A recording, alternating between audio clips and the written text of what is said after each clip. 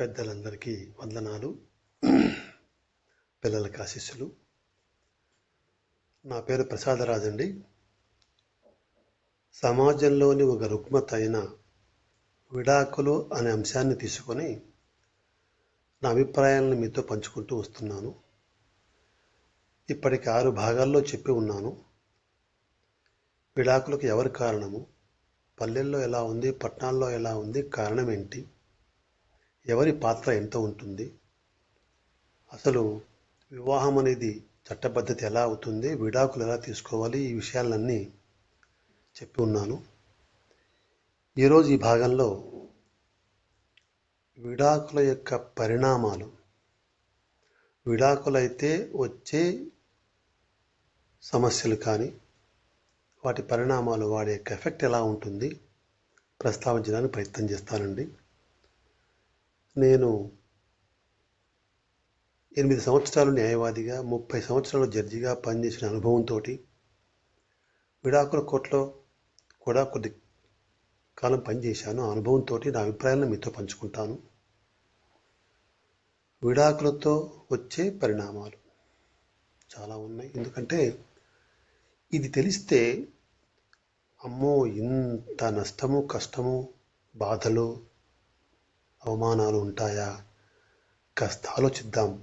ఆ నిర్ణయానికి వెళ్ళే ముందు, విడాకులనే చర్యకు ఉపక్రమించే ముందు, ఘర్షణకు వెళ్ళే ముందు కాస్త ఆలోచిస్తాము అన్న కొంతమందికి వచ్చినా నా యొక్క ప్రయత్నం విజయమైనట్టే.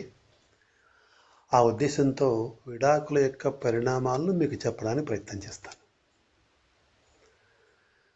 మొదటి నష్టం స్టిగ్మా, అంటే మచ్చ. విడాకులు అయిన తర్వాత సహజం, అది ఒక చిన్న నెగటివ్ అభిప్రాయమే వస్తుంది. ఎందుకంటే విడాకులు తీసుకున్న ఏ జంటల్లో కూడాను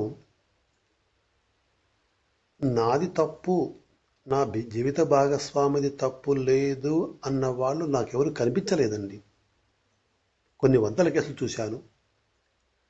100కి 100 కేసుల్లోనూ భార్యది తప్పని భార్య, భర్తది తప్పని భార్య అంటున్నారు తప్ప నాది తప్పుని ఒక్కరంటే ఒక్కరు కూడా 100 కేసుల్లో ఒక్కరు కూడా లేరండి. అంటే ఆయనదే తప్పు అని ఆమె చెబుతుంది, వైస్ వర్స అయినా అలాగే చెబుతాడు. తనలో ఒకవేళ పొరపాట్లు, తప్పులు ఉన్నా దాన్ని కప్పిపుచ్చుకోవడానికే ప్రయత్నం చేస్తారు సాధారణంగా. తను నిజాయితీ పరుడు అని నమ్మించాలి అంటే ఆ పక్క వ్యక్తిని నిందించాలి, తప్పు ఆ పక్క భాగస్వామి మీదనే చెప్పాలి. అలాగే చెబుతారు. కాన్సిక్వెన్సెస్ ఏంటి, పరిణామం ఏంటి? అతన్ని చెడుగా, ఆమెను చెడుగా చిత్రీకరించడమే. Is it not stigma? అది మచ్చ కాదా? ఎంతమంది నమ్ముతారో నమ్మదో తెలియదు, నమ్మేవాళ్ళు ఉంటారు. అవునా, ఇలా చేసిందా ఆమె, ఇతను ఇలా ఇంత ప్రవర్తన అని అనుకునే అవకాశం ఉంది. సమాజంలో ఎవరు చెడ్డ పేరుతో ఉండాలని కోరుకోరండి, ఎవరు కూడాను. సాధ్యమైనంత వరకు మంచిగా ఉండాలని చూస్తారు. నటించేవాళ్ళు చాలా ఎక్కువ. ఈ క్రమంలో తనకు చెడ్డ పేరు వచ్చినా ఏముందిలే చెడ్డ పేరు అనుకునే వాళ్ళు చాలా తక్కువ. మరి ఈ మైండ్ సెట్తో ఉన్న వాళ్ళకి ఇది ఒక మచ్చనే. ఇక తర్వాత అతని వ్యక్తిగత ఆరోగ్యం. నేను చూశాను, అమ్మాయిలు ముఖ్యంగా భర్తల కంటే భార్యలే బాగా కుమిలిపోతారు. ఏమిటి నాకు ఇలా అయింది, ఇతను ఎందుకు ఇలా చేస్తున్నాడు, ఇలా మాట్లాడుతున్నాడు, ఇలా ప్రవర్తిస్తున్నాడు, ఏం కర్మ చేశాను నేను, పిల్లలుంటే నా బిడ్డ సంగతి ఏంటి, ప్రపంచం ఏమనుకుంటుంది అని కుమిలిపోతారండి ఆ దంపతులు, ముఖ్యంగా ఆడవాళ్ళు. దీంతో ఏమవుతుంది? అనారోగ్యానికి కారణాల్లో ఒక ముఖ్యమైనది మానసిక అశాంతి. అనారోగ్యానికి ఇతర కారణాలు ఉన్నప్పటికీ కూడా మానసిక అశాంతి కూడా ఒక బలమైన కారణము అనారోగ్యానికి. మనకు అప్పటికప్పుడు తెలియదు. ఒక మనిషి బాధపడ్డా, ఏడ్చినా, విపరీతంగా స్ట్రెస్కి, డిప్రెషన్కి, టెన్షన్కి లోనైనా దాని పరిణామం వెంటనే తెలియదు. కానీ లోపల శరీరంలో దాని నష్టం జరుగుతూ ఉంటుంది. కొద్ది కాలానికి దాని ప్రభావం బయటికి సిమ్టమ్స్ రూపంలో బయటపడుతూ ఉంటుంది. ఆ నొప్పులు, ఈ నొప్పులు, షుగరు, బ్లడ్ ప్రెషరు, హార్ట్ అటాక్లు ఇవన్నీ కూడాను మొదలవుతాయి. అలా ఆ వ్యక్తిగత అనారోగ్యం వచ్చే అవకాశం ఉంది. తర్వాత ఇక ఎప్పుడైతే మానసిక అశాంతి ఉంటుందో అది చిరాకును పుట్టిస్తుంది. ఇంట్లో మనకు నచ్చిన వ్యక్తుల మధ్య ఉంటే సంతోషంగా ఉంటుంది తప్ప, తనకు ఇష్టం లేనిది, భర్త లేని భార్య ఇంట్లో శాంతిగా ఉండలేదు. అలాగే ఇతను కూడాను. ఆ యొక్క సపరేషన్, విడిపోవడం అన్న యొక్క ప్రభావము చిరాకు పుట్టిస్తుంది. ఆ చిరాకు కుటుంబ సభ్యుల మీద చూపిస్తారు. ఇంకెవరున్నారు? ఇంకా ప్రజలు బయట అనుమతించరు కదా, ఒప్పుకోరు కదా, దాన్ని భరించరు కదా, ఇంకా ఇంట్లోనే చూపిస్తాడు. ఇంట్లో వాళ్ళు కూడా ఎంతకాలం ఓపిక ఉంటుంది? కొద్ది కాలం ఒక చూస్తారు చూస్తారు చూస్తారు, వీళ్ళు స్పందిస్తారు. ఫలితం ఘర్షణ. ఇలా వ్యక్తిగతంగా ఒక మచ్చ, ఆరోగ్య దెబ్బతింటుంది, ఇంట్లో చిరాకు ప్రదర్శిస్తూ పెడతారు. ఇక రెండవ నష్టం చెప్తాను. దీంట్లోకి ముఖ్యంగా తల్లి, తండ్రి వస్తారండి. ఎందుకంటే పిల్లలే మా ఆస్తులు, వాళ్ళు బాగుంటే చాలు, వాళ్ళు సంతోషంగా ఉంటే చాలు, వాళ్ళు వృద్ధిలోకి వస్తే చాలు అనే కోరే తల్లిదండ్రులే చాలా ఎక్కువ. పెళ్ళికి ఎదిగిన బిడ్డను పెళ్లి చేసి అత్తారింటికి పంపిస్తే అత్తారింట్లో భర్తతో సుఖంగా ఉండాలని కోరుకుంటారు ఏ తల్లిదండ్రులైనా. అలాగే అబ్బాయికి పెళ్లి చేసిన వాళ్ళు కూడా కోడలు వచ్చి సంతోషంగా ఉండాలని కోరుకుంటారు. ఈ స్థితిలో ఈ మానసిక స్థితిలో ఏ తల్లిదండ్రులు ఉంటారు. ఈ స్థితిలో ఉన్న వాళ్ళకి పెళ్ళైన కూతురు భర్త లేకుండా వచ్చి ఇంట్లోనే శాశ్వతంగా ఉంటే వాళ్ళ ఎలా ఉంటుంది? అలాగే పెళ్ళి కొడుకు పెళ్ళయింది, కోడలతో సంతోషంగా ఉంటే హ్యాపీగా తప్ప, కోడలు లేకుండా వీడు ఒంటరిగా కనిపిస్తూ ఉంటే, ఆ అమ్మాయి కూతురు ఒంటరిగా కనిపిస్తూ ఉంటే ప్రతి నిత్యము ప్రతి పూట వాళ్ళ ప్రజెన్సే వీళ్ళని బాధ పెడుతూ ఉంటుంది. అది గుర్తు చేస్తూ ఉంటుంది.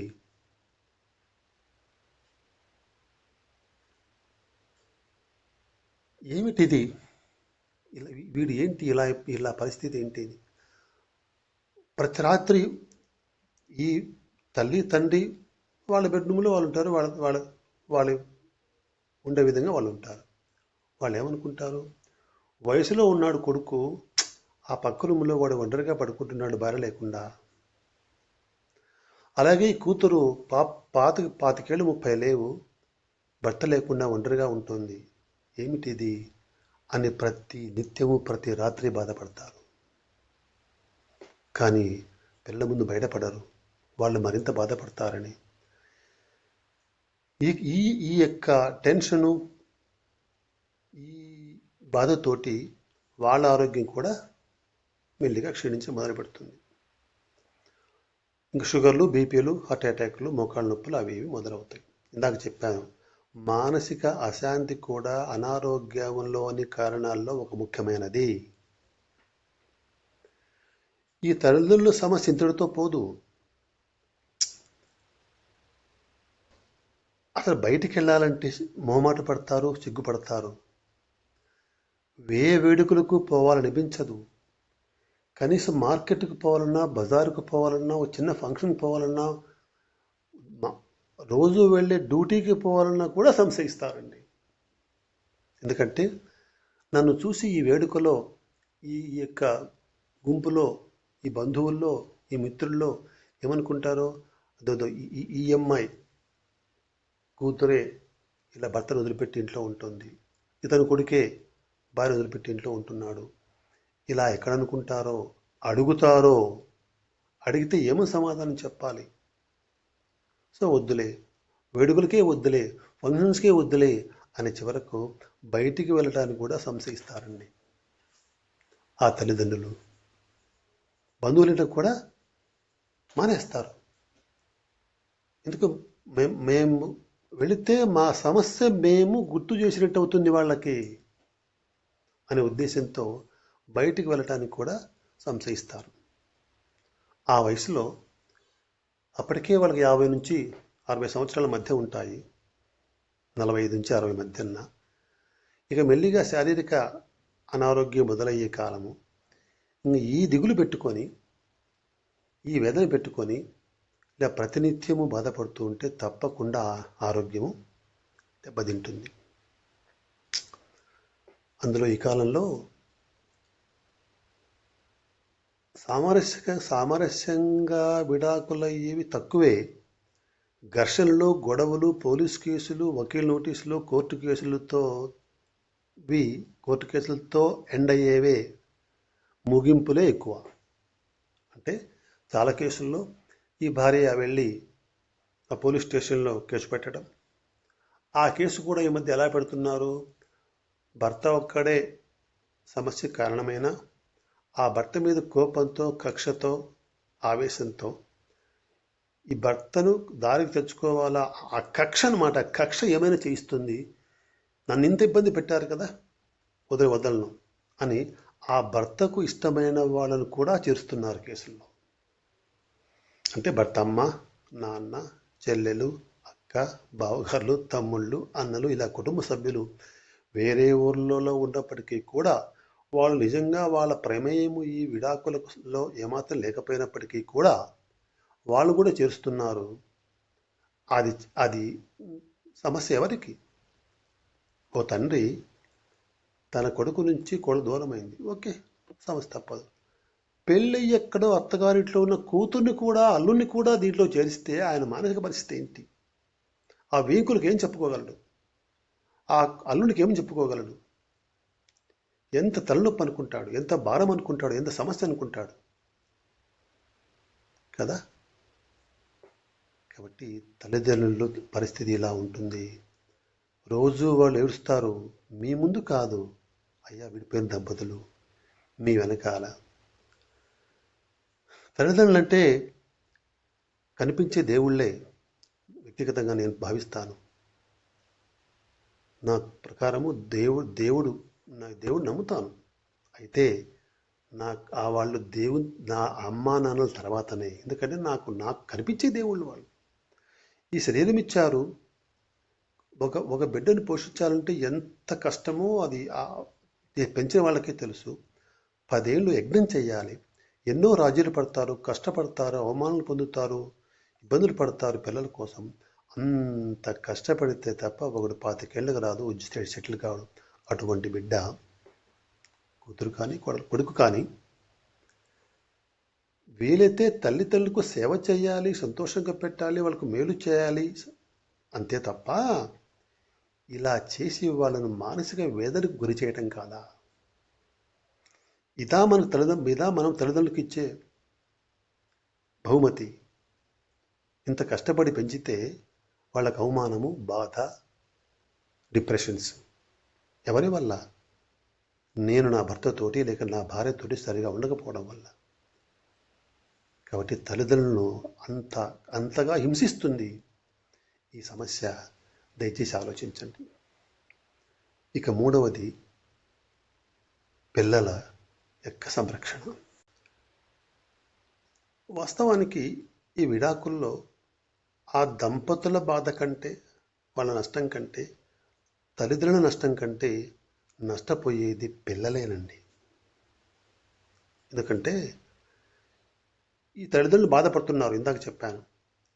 ఈ బాధ యాక్చువల్లీ చెప్పవలసి వస్తే స్వయం కృపరాధము. ఇంతకుముందు వీడియోలో చెప్పాను, 10-12 ఏళ్ళు 15 ఏళ్ళ లోపల పెంచవలసిన విధంగా పెంచకపోవటం వల్ల ఈ సమస్యలు వస్తున్నాయి ఘర్షణ పెళ్లి తర్వాత.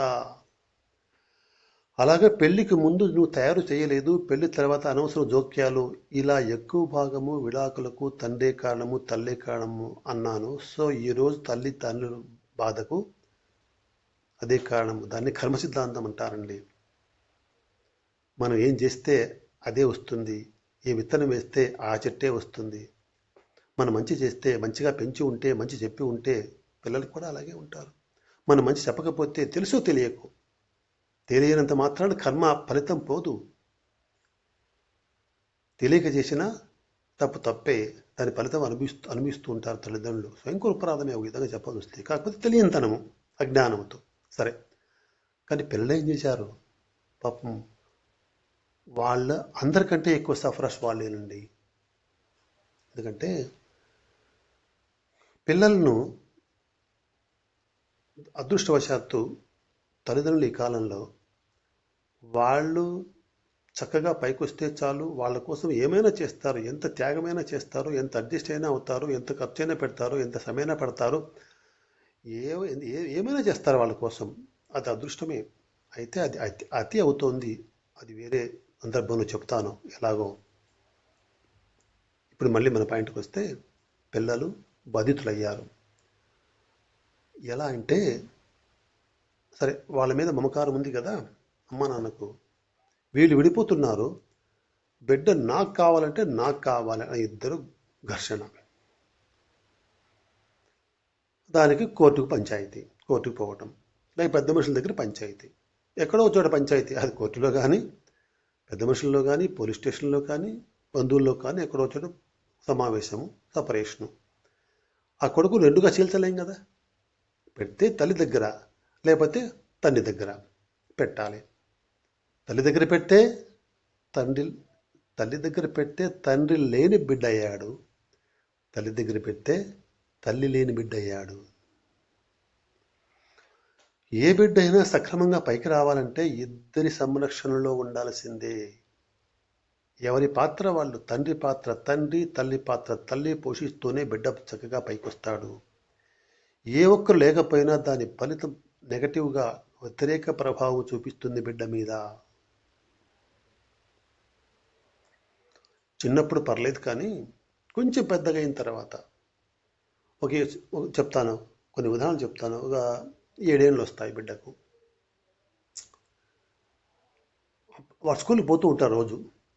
ఆ స్కూల్లో చూస్తూ ఉంటాడు మిగతా పిల్లల్ని వాళ్ళ తండ్రి తీసుకొచ్చి రోజు దింపడము, తీసుకుపోవడము, పేరెంట్స్ మీట్కి రావడము, అమ్మ కానీ నాన్న కానీ ఇద్దరు కానీ, లేకపోతే వచ్చే టీచర్లను అడగడము, పిల్లలకు సమస్య వస్తే వాళ్ళ తండ్రులు వచ్చి ఏదో చేయటము, సమస్య పరిష్కరించడం. ఇలా తండ్రుల యొక్క సంరక్షణలో పిల్లలు ఉన్నారు.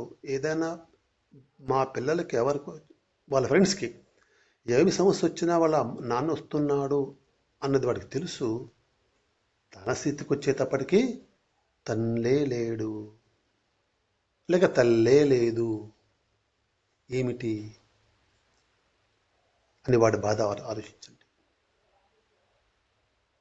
ఎక్కడైనా టీచర్ సందర్భానుసారం కానీ, మరో కారణం చేత కానీ 7 ఇయర్స్ 8 ఇయర్స్ లేపి మీ నాన్న ఏం చేస్తున్నారా అడుగుతారు. అవసరం వస్తుంది పడన్నా.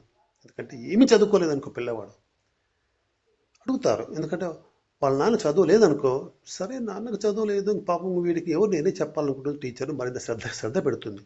అలాగాక తండ్రి బాగా పోస్ట్ గ్రాడ్యుయేట్ అయ్యి మంచి చదువుతూ ఉంది, డాక్టర్ లాయరు ఎవరు పెద్ద స్టేటస్లో ఉండి కూడా వాడికి చదువు లేదనుకో, దానికి తగ్గట్టు స్టెప్స్ వేరే ఉంటాయి. మీ నాన్న రమ్మను, మేము ఏమని రమ్మను, మాట్లాడతామని అనడము, ఆ స్టెప్స్ వేరే ఉంటాయి. ఆ స్టెప్స్ డిసైడ్ చేసుకోవడానికి, ఆ మార్గం నిర్ణయించుకోవడానికి, బిడ్డని దిద్దడానికి మార్గం నిర్ణయించుకోవడానికి టీచర్కు అప్పుడప్పుడు అవసరం వస్తుంది. మీ తండ్రి ఎవరు, తల్లి ఎవరు అని అడగటం. మీ తండ్రి ఎవరంటే తల్లి దగ్గర ఉన్న కొడుకు ఏం చెప్తాడు, అలాగే తండ్రికి కేటాయించారు కొడుకుని, మీ తల్లి ఎవరా, అమ్మ ఏం చేస్తుందా అంటే వాడు ఏం చెప్తాడు? తల దించుకుంటాడు, చెప్పలేడు. ఇది చూసి తోటి పిల్లలు నవ్వుతారు. వాళ్ళ పిల్లలు తప్పు కాదు, వాళ్ళ దృష్టి ఏంటి, తండ్రి ఏం చేస్తున్నాడు కూడా చెప్పలేని నోరు లేని వీడు పిల్లవాడు ఇన్ఎఫిషియెంట్ ఫెలో, చేత కావడం లేదు అనే అభిప్రాయంతో ఆటోమేటిక్గా వాళ్ళ మొహాల మీద నవ్వు వచ్చేస్తుంది. దాన్ని వెకిలి నవ్వుగా తీసుకుంటాడు ఈ నిల్చున్న అబ్బాయి.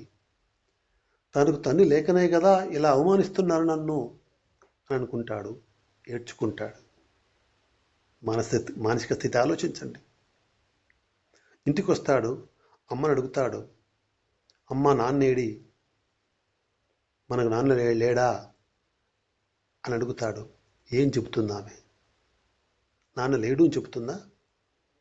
ఉన్నాడు అంటే ఏడి? లేడు అని చెప్పలేదు. ఉన్నాడంటే ఏడి? సమాధానం చెప్పలేదు. ఆలోచించారా వాడి మానసిక స్థితి? అసలు కేటాయించేటప్పుడు నాకు ఇక్కడ ఒక సన్నివేశం గుర్తొస్తుంది. ఒక బిడ్డను వాళ్ళ అమ్మా నాన్న గొడవ పడితే ఒకరి దగ్గరే పెట్టాలి. మేము కోర్టులో విచారించేటప్పుడు 10 ఏళ్ళు దాటిన తర్వాత పిల్లలకి 8 ఇయర్స్ దాటిన తర్వాత కూడాను పిలిచి 1 to 1 బిడ్డలు మాత్రమే నిల్చోబెట్టి పెద్దవాళ్ళని ఎవరిని బయటికి పంపించేసి అది ఇది మంచిగా మాటలు చెప్పి వాడిని ఒక ఫ్రెండ్గా వాతావరణం కల్పించి ఒక ప్రశ్న వేస్తాం. నీకు అమ్మంటే ఇష్టమా నాన్నంటే ఇష్టమా? ఎవరి దగ్గర ఉంటావు అని. ఆ మాట అడగటానికి కళ్ళ నీళ్ళు వచ్చిన రోజులు ఉన్నాయండి నాకు. ఎందుకంటే ఆ ప్రశ్న వేయటం సాధ్యం కాలేదు మాకు. వాడికి ఇంత చిన్న ముద్దు బిడ్డ, వాడిని చూస్తే గట్టిగా పిండితే పాలు వస్తాయి. అంత చిన్న వయసులో వాడిని పట్టుకొని నీకు అమ్మ కావాలన్నా నాన్న కావాలన్నా, అమ్మ దగ్గర ఉంటావా నాన్న దగ్గర ఉంటావా అడగడం అంటే, అమ్మ దగ్గర ఉంటాను అంటే మీకు నాన్ననివ్వం, నాన్న దగ్గర ఉంటాను అంటే అమ్మనివ్వం. నువ్వు ఎవరినే కోరుకో, ఒకరికి దూరం చేసుకో, ఒకరిని పోగొట్టుకో అని అనడం కాదా? వాడికి ఇవన్నీ అర్థం కాకపోవచ్చు. అడిగే జడ్జికి కళ్ళంటి నీళ్ళు వచ్చాయండి. ఇక వాడి పరిస్థితి ఏంటి? ఏం చెప్తాడు వాడు? ఎవరు కావాలి అంటే ఇద్దరూ కావాలి, కానీ ఒకరిని ఎన్నుకోమంటున్నారు. చెప్పలేడండి. మేము అడిగినప్పుడు సమాధానం లేదు. ఏ బిడ్డ సమాధానం చెప్పలేదు. దించుకోవడం, చెప్పు నాయనా మంచిగా దగ్గర తీసుకుంటే ఏడవడం. వాడి క్షోభాలు చెప్పండి. కాస్త ఆలోచించండి. విడిపోయే ముందు తల్లిదండ్రులు ఆ పిల్లల మానసిక స్థితి ఆలోచించండి. అలాగే ఏ తండ్రి వదిలిపెట్టట్లా బిడ్డ అమ్మాయి కానీ అబ్బాయి కానీ ఓకే తల్లి దగ్గరే పూర్తి ఉండనీలే అని తండ్రి కానీ, తండ్రి దగ్గరే పూర్తిగా ఉండనీలేని తల్లి కానీ అనుకోవడం లేదు. మేము కోర్టు వాళ్ళు తండ్రికి ఇస్తే తల్లిని అనుమతిస్తాం చూసిపోవడానికి, తల్లికి ఇస్తే బిడ్డను తండ్రిని అనుమతిస్తాం చూసిపోవడానికి. వారానికో నెలకో ఎక్కడో ఒక చోట ఒక 2 hours 3 hours ఇస్తాం. ఆ 2-3 hours ఆ తండ్రి తీసుకెడతాడు. వాడు స్వర్గాన్ని చూపిస్తాడు ఆ 2 hours. ఏం కావాలంటే అది, పార్కుకు, అక్కడికి, ఆ ఊర్లకు ఈ ఊర్లకి, ఐస్ క్రీమ్లు, చాక్లెట్లు ఏం అడిగినా వాడు ఇచ్చేస్తాడు తండ్రి. ఎందుకంటే వాడు దొరక నెలకు దొరికాడు బిడ్డ. వాడైతే పాపం అడుగుతున్నాడు కొడుకు, తండ్రి నేనుగాక ఎవరు తీర్చాలి, నాకు మళ్ళీ దొరకడు వీడు అనే ఉద్దేశం చేత ఏమడిగినా ఇచ్చేస్తాడు. హ్యాపీ పిల్లోడు కదా, వాళ్ళ పేరే పిల్లవాడు, ఎంజాయ్ చేస్తాడు.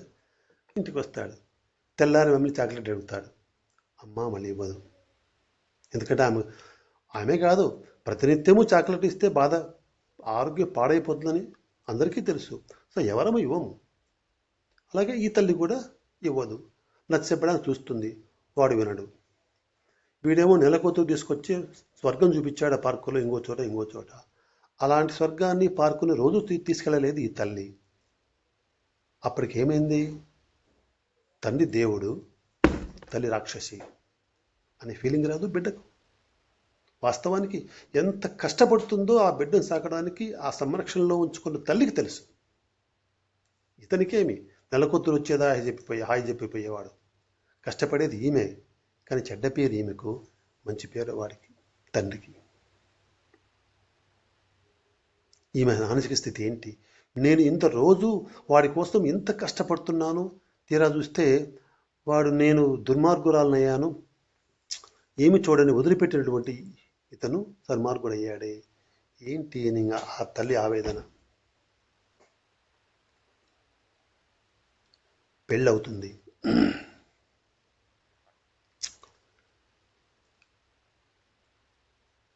కన్యాదానం చేయాలి కదా. తండ్రి బతికే ఉన్నాడు, కానీ నువ్వు కన్యాదానం చేయలేవు. అయ్యా భర్త, నీకు కూడా ఇదే ప్రశ్నే. నీ భార్య బతికుంది, కానీ కన్యాదానం చేయలేవు. ఎవరినూ అడగాల. ఇలా చాలా సందర్భాల్లో తల్లిదండ్రులు లేని లోటు పిల్లలకు చూపించిన వాళ్ళు అవుతారు. ఆ ఆ యొక్క ఎదుగుదల కూడా అని చెప్తున్నాను. ఇద్దరు ఉన్నప్పుడు బిడ్డ ఎదిగే కంటే ఒకరు మిస్ అయితే శాశ్వతంగా తండ్రి కానీ తల్లి కానీ చనిపోవచ్చు, దూరం అయిపోవచ్చు, విడాకులు కావచ్చు. ఒక్కరి సంరక్షణలోనే ఉన్న బిడ్డ మాత్రము తప్పకుండా ఆ స్థాయిలో ఎదగలేడు. సాధారణంగా బారింగ్ ఎక్సెప్షన్స్, మినహాయింపులు ఉండవచ్చు, అవి మనం పరిశీలించకూడదు. సాధారణంగా ఇద్దరి పెంపకంలో ఉండే బిడ్డ కంటే ఒకరి పెంపకంలో ఉండే బిడ్డ తక్కువ ఎదుగుదల, తక్కువ మెచ్యూరిటీ, తక్కువ మానసిక స్థితి, తక్కువ లెవెల్ ఆఫ్ అండర్స్టాండింగ్, తక్కువ గుణాలు ఉంటాయి. కారణం అంటే ఇదే కారణం. కాబట్టి ఇది ఆలోచించండి. పిల్లలు బదనామవుతారు. ముఖ్యంగా దీన్ని ఆలోచిస్తే విడాకుల దాకా వెళ్ళే అవకాశం లేదు. ఇది రెండవ నష్టం. ఇప్పటికే 20 నిమిషాలైంది. ఇంకా కొన్ని ఉన్నాయి, వచ్చే వీడియోలో చెప్తాను, వచ్చే భాగంలో చెప్తాను. మరి దీన్ని నేనేదో పొద్దుపోక చెప్పట్లేదు, ఉపయోగపడుతుందని చెప్పాను. నా అనుభవాన్ని మీ ముందు చెప్తున్నాను. కొంతే చెప్పవలసింది ఇంకా ఎంతో ఉండవచ్చు. నా అనుభవానికి మించి కొన్ని ఉంటాయి, నేను ప్రజెంట్ చేయలేకపోవచ్చు సరిగా. కనీసం దీన్ని మీరు అర్థం చేసుకొని ఆలోచించగలిగితే కొందరికి మేలైనా నా ప్రయత్నం ఫలించినట్టే. ఆలోచించండి. అలాగే నేను నా అనుభవం చేత ఒక ఉచిత న్యాయ సహాయ కేంద్రాన్ని నిర్వహిస్తున్నాను. మీకు ఏదైనా న్యాయ సమస్య వస్తే రాకూడదు, ఒకవేళ వస్తే మాత్రం నన్ను సంప్రదించవచ్చు, ఆన్లైన్ కానీ ఆఫ్లైన్ కానీ ఉచితంగా. నా నంబరు 9441922102. మరి ఈసారికి సెలవు తీసుకుంటాను. వచ్చే వీడియోలో ఇంకా కొన్ని నష్టాలు ఉన్నాయి, ఇంకా వివరిస్తాను. అంతవరకు సెలవండి. నమస్తే.